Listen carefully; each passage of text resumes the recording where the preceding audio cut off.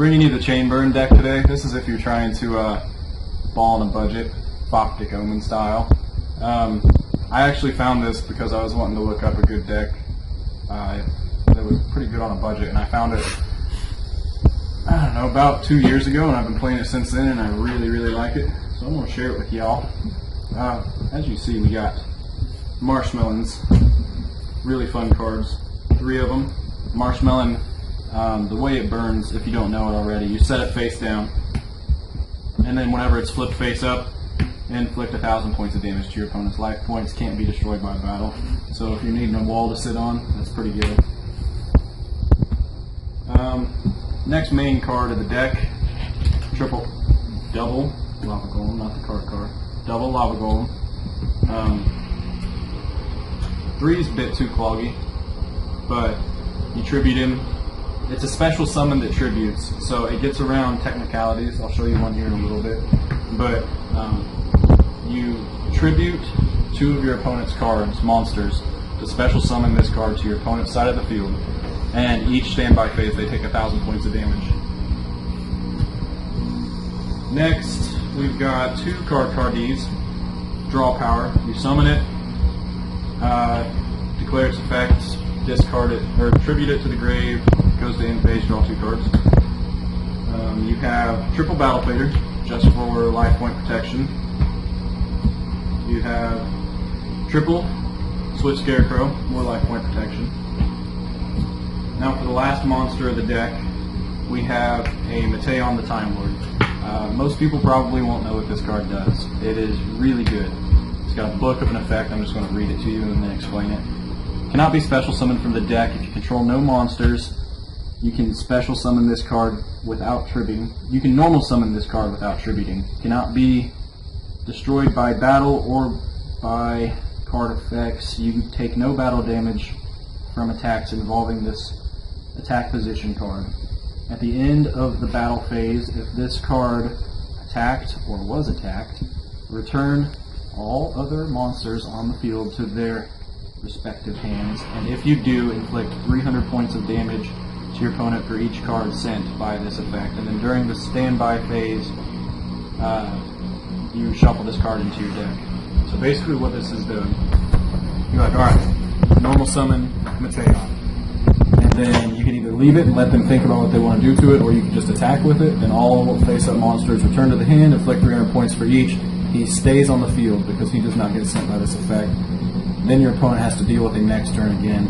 And then when they end during your standbys, he gets shuffled back into the deck so you can recycle it. Alright, on to the trap cards, which is the majority of the deck. We have double Ojama Trio, which this here is actually the technicality with the Lava Golem that I was talking about.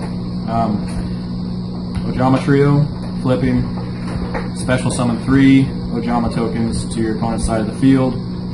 They cannot be tributed, and when they are destroyed, they inflict 300 points apiece to your opponent. So they clog up the field to stop big monster plays. So I mean, this hurts Cliff-Lords quite a bit. It hurts, well, really any deck, but I just like it against Cliff-Lords the best, I think. But the technicality is, say you activate an Ojama Trio and you've got a Lava Golem in your hand. So we'll set up your opponent's field here. Ojama Trio, and we'll pretend like this is just something. So there's another monster.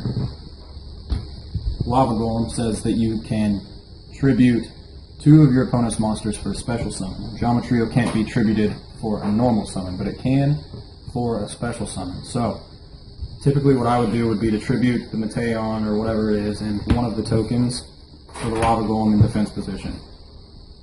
So you can actually tribute an Ojama Trio whether people say you can or not, because it's for a special summon.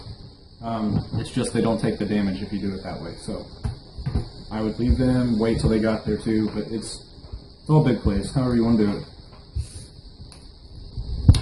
Next we have draw power, triple Legacy of Yatagrasu. Since this is a chain burn deck, we run things like Accumulated Fortune. That lets you draw 2 cards if activated chain link 4 or higher, but you can't activate that card if the chain has multiple card names, or multiple of the same card name in the chain. So you want a bunch of different names in your chain. That's why I play a bunch of different draw powers, so you can get your chains off and get your draws. So, draw 1 card, draw 2 cards if activated as a chain 4. Then we have triple Reckless Greed. Draw 2 cards, skip your next 2 draw phases. This is only good if you activate it with other draw power cards or as a last resort. Now into the Burning Trap card. We have 3 Just Desert. Inflict 500 points of damage for every monster on your opponent's side of the field. Works really good with the trio. Next we have Secret Barrel. Inflict 200 points of damage for every card on your opponent's side of the field and in their hand. So that can get pretty out of hand if they're doing a lot of searching. Next we have 2 Ceasefire, which is basically a Just Desserts, but it counts all monsters on the field, but only effect monsters. It flips effect monsters face up, their effects are negated, and then 500 points of damage for each effect monster on the field, not just your opponents. This here is a great card. I run 2 of them, but I only main deck 1. Curse of Darkness. Anytime a spell card is activated, the controller takes 1,000 points of damage. It's a continuous trap. Not a lot of people know about this card, but I really like it. Next, we got Protection Traps, Triple Magic Cylinder.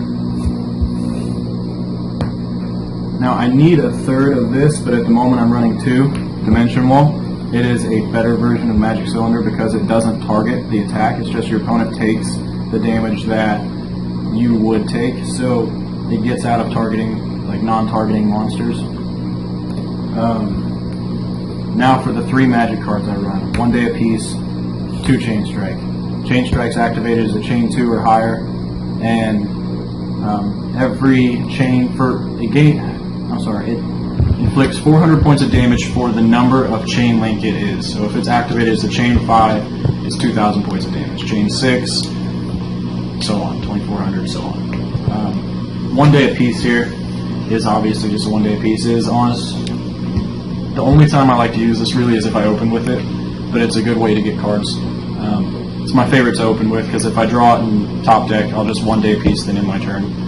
So there's no point in setting up your field for it to get beat. You just get an extra card and then take no damage till your next turn. That's it for the main deck. Next up, I'll show you my side. I don't run an extra deck. There's no point to it. But for my side deck, we have double Tragodia. Treg's really good. Basically, if you want to sub anything out, I sub out draw power. So my first go-to, since I run triple Reckless Greed, is I'll probably take out 2 Reckless. Then I would go to Accumulated Fortune, take out 1 of it, because I only run 1. And then Legacies and so on, just depending on what you're subbing in. But I typically go draw power when I sub out. Gain 600 points of attack for each card in hand. So you can do draw power in addition with trade and get some pretty crazy numbers. 1 Gores, another protection card, and then it allows you to fight back. A Hanawada, just 1. During either player's turn, you can discard this and all effect damage you take is 0. It's just a just-in-case card. Dark Hole, double MST for people that run Royal Decree, because if you get Royal Decree, you are done. That is game over. So you really need this card as a side.